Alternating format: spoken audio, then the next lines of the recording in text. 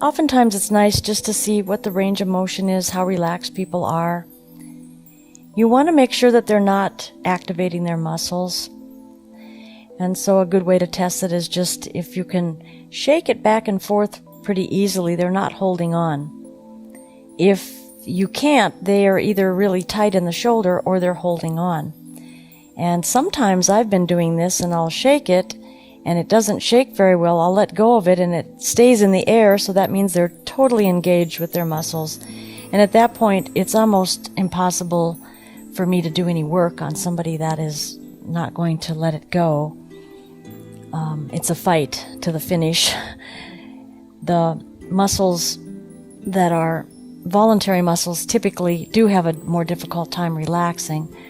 They like to be in control. So it's not unusual, and it is also a practice to some degree to let those muscles relax, because they're not always in the memory pattern of a relaxed state. So we're putting the oil on again, and we're going to start out with the hands because you want to be at the distal point when you're doing massage therapy. And we're just going to start by opening the hand up and working the palm of the hand similar to the foot. The arms and the legs are very closely related. The arms have more range of motion, but the hips do a pretty good job. The hips are a little more stable. But the elbow and hands, it's important to have that alignment, just as it is the feet and the knees. And knee to hip and elbow to shoulder. Those fulcrums do better when they're balanced. So I'm just going around the hands here, working the fingers. Just letting it all relax. Hands are nice to work. People like to have their hands worked on, just like most people like their feet worked on. And here I'm pulling a little tension, a little traction.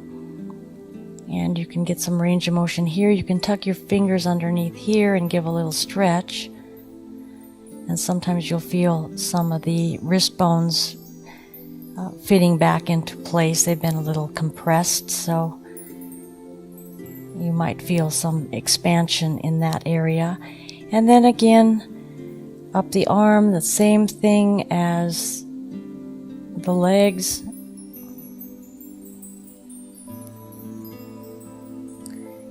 I like the thumb iron because I feel like I can really feel what the muscle's doing. And then this is like the lower leg for the most part. You're picking up the muscle. What you're going to find with people who type a lot, sit at a computer a lot, is that these muscles of the forearm get quite ripply and quite tight. I have worked on carpal tunnel. Carpal tunnel, it seems to be helped when the forearm muscles are worked, and we call them stripping the muscle. We don't want that washboard feeling in there. And then also a separating in the wrist bones and more range of motion, because the repetitive motion of typing is the fingers are moving and you're not doing much range of motion with these wrists. I'm very much an advocate for movement. I think movement is the most important thing you can do, and I think that movement should be done with every joint in every direction that the range of motion is possible. Now the elbow, like the knee, is a hinge joint, but there is a little action where you can do the elbow with the palm down or the palm up, so you can check both ways. And there's a little click in there, so there's probably a little misalignment on the fulcrum of the elbow, and that can be aligned. Again, this is more advanced techniques, but this can be aligned by holding that joint and helping it to find its way by unwinding, letting the tissues unwind and doing some following. But we're not going to be covering that right now. Then up into the bicep, tricep area. It's pretty much the same as the leg. They're much smaller arms, at least on some people. Some people have really big muscular arms, so a little more work is involved. But then you want to come through the deltoid and into the underarm part, close to the underarm. It's delicate under the arm, similar to the inguinal triangle, so you don't want to work too much into that underarm part. You can pick up the pectoralis muscle like we did earlier, but you don't want to stick your fingers really up into the armpit unless you know where you're going or you're draining lymph nodes. Up we go. Okay. And just check the smoothness of the deltoid. And oftentimes right in this area we get some tension. So we're going to work that out the same way. Find where it starts to be tense, and then just let it go. And work up slowly. Again, always remember to follow the anatomy. If it feels like it's taking you to the side or kind of winding you around, just follow it. Just keep that resistance behind it and follow it. And there's a lot more to know about this, but this is real basic to be able to just do that with a muscle. Sometimes we have to pick up limbs and pull other parts, allow other parts to unwind at the same time. However, most of the time in just massage therapy work, you can just work on a single muscle to allow that to unwind itself, and relax itself, and find that new place to rest in.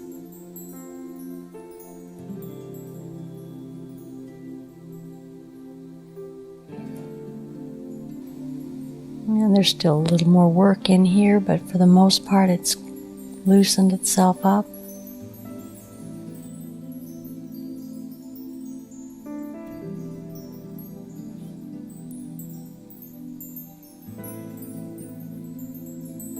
And come into the neck just to tie it all together.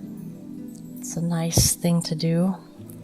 Then we can also do a little range of motion where you're bending the elbow up. You can bring it upward, stretch over. And again, now not everybody is real flexible in the arms and shoulders, so you want to pay close attention when it starts to give you back some resistance. And even talk to them, like, is it okay? Or if you're going up and you find some resistance, you might need to rotate the shoulder a little bit to get it to move in a different position. But the shoulders and neck oftentimes hold a lot of pain, so you do want to be careful when you're working on somebody that isn't as flexible as Joy. You'll find it's much more fun to work on people who are more flexible. They also tend to be a lot more tuned in to what's going on in their body and can feel the subtle stuff much better. It is important to get that connection back with your body. And then you can just tie in a little with the pec and bring it back down the arms, give it a nice stretch. And then go to the other side.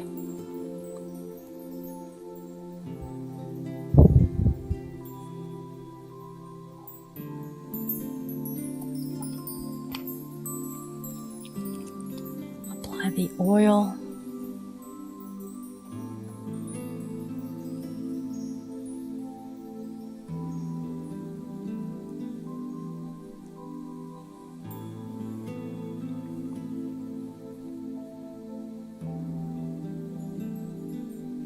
Okay, and then down with the hands.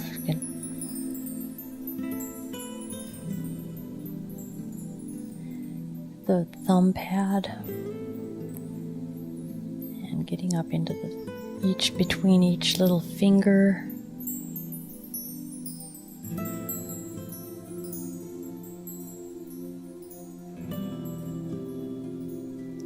And the carpal bones. Up to the hands.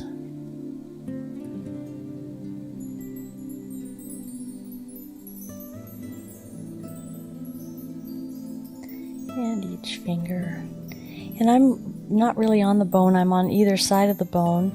When you're on the fingers, you're somewhat on the bone because it's not a lot of flesh there. But if you are moving across a bone, just don't get too heavy with it.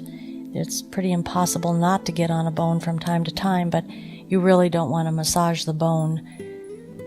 You want to go to the tissue that's closest to it or around it. And you can stretch the hands and, just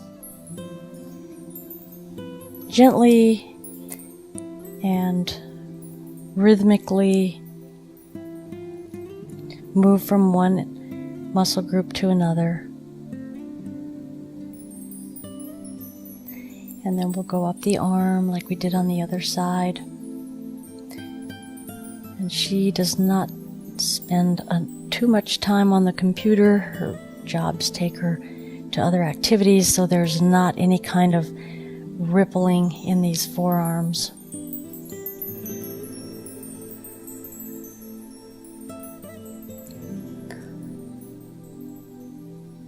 It's real important to keep our joints moving, our hands moving, because as we get older, especially if we've worked with our hands, they do get stiffer as time goes on.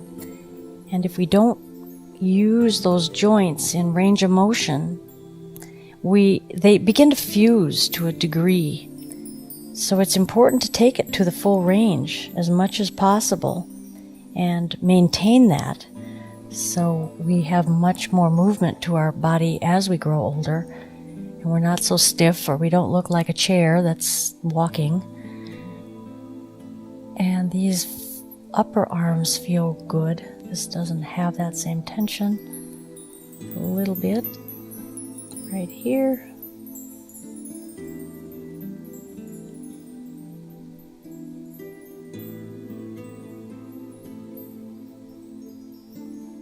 That's good. Up and around the joint capsule, getting down behind the arm. I usually get the trapezius from this side well enough. Some people like to work it when the people are on their stomach, but I just prefer to do the whole arm together. You can mix up your routine a little bit. The main thing is to just be thorough. Origins to insertions, covering all the muscle groups, moving from one muscle group to the other with ease, rather gracefully. Just makes for a nicer experience for the person on the table. Gives them a feeling that they can drift off wherever they need to go and let that body do the correction it needs. Okay, now we're going to take this up. Just kind of, and I'm not really pulling on it like I would at some times. I also give it a little traction, but the position that I'm in here is, there's some traction. Down. Shake, and then you can cross. Now when you cross it over, you want to be sure that the shoulder doesn't come riding up like so. So you want to pull down the shoulder and cross it over like so. And you want to be gentle where you're holding so that you don't feel like you're gouging anything. Always think of where your hands are on the person on the table so that you're not squeezing too tight or poking when you're trying to do something else. You have to really pay good attention. Once it gets in the hands, once you know what you're doing, once it becomes second nature, you can get away with a little bit more movement, a little faster, because you know exactly what you're feeling for, and you'll feel it and you'll know it. But until that becomes real clear, just keep your mind and your thinking and your thoughts focused. And then I suppose we could do something here that's kind of fun, and this could not be done with everybody, especially with the tighter shoulders, but you could take both arms up over, and you don't want to squeeze hard on the hands. It's just a pull, primarily a pull not on the bones, but a pull with the fascia. So you're feeling a stretch. It's a stretch from my hands down the arms. It's an intentional pull, and it's something that's a little more advanced in the way that it's executed. So that's something else that can be explored. And just tie it all together. And there we have it.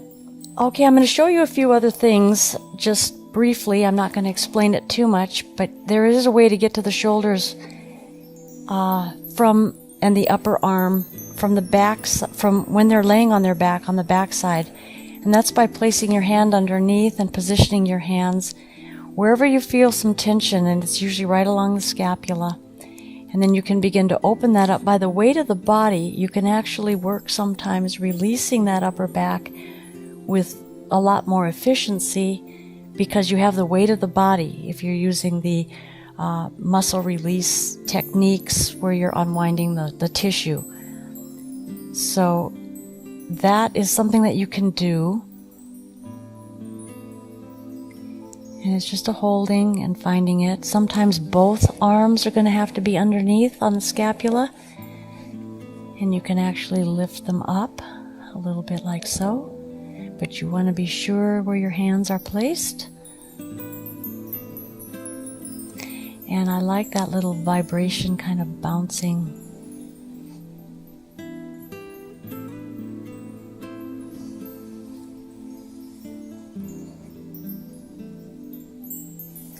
And you can also rotate the shoulder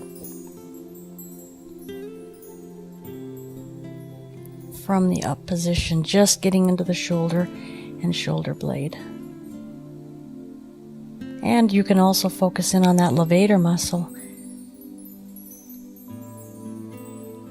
Okay, I'll show you that on the other side.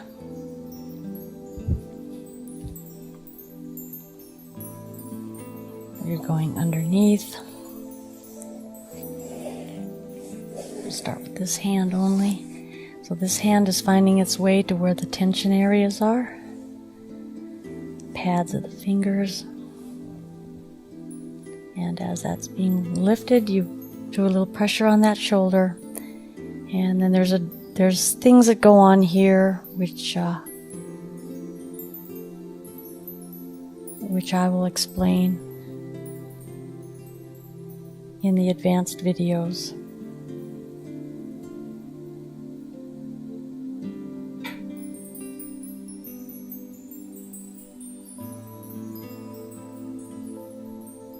Okay, there's some tension here.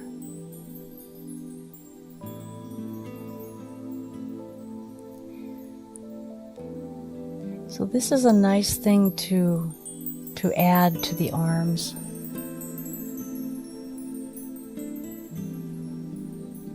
It's kind of like the Swedish massage techniques that are done all over the body is a great beginning. It's like a broad painting, painting a broad brush with a broad brush. And as the techniques get more refined, that's when you can get to the work that really makes a huge difference for people. There's also some work here where there's energy involved and lining up that energy. And when you get that alignment and you can feel that coming into your other hand, into the receiver hand, it's amazing what you can feel in between those points.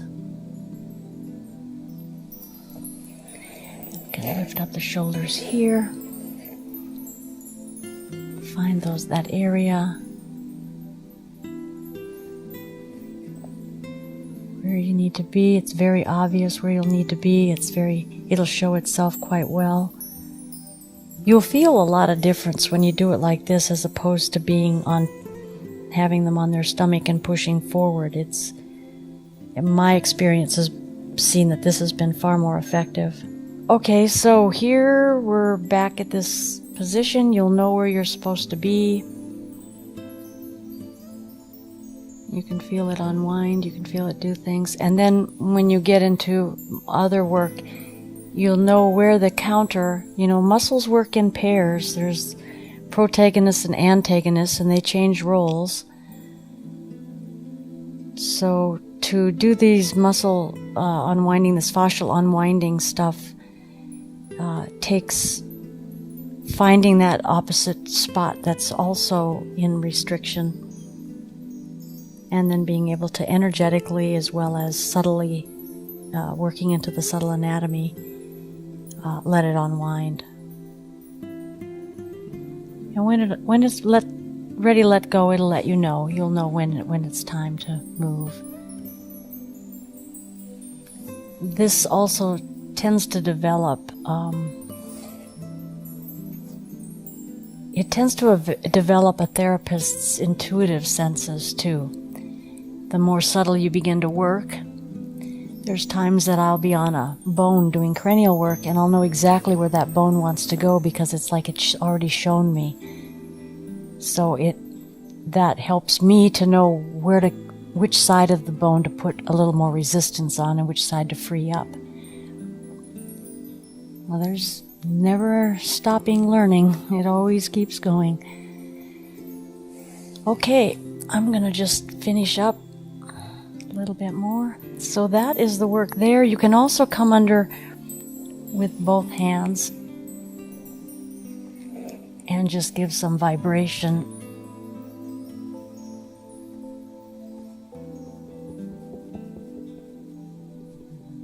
And that takes kind of strong fingers. So, and you can always kind of pull the clavicles out, checking that there's so much that can be done. And so much of the work that I've developed into is very subtle, but very, very effective. Okay. Thank you for sharing. Thank you for subscribing. And I think there's a little bell up there that you can hit that you'll get a notification every time we post. So if you want to, you can hit that too. But thank you so much for your support. I really appreciate it.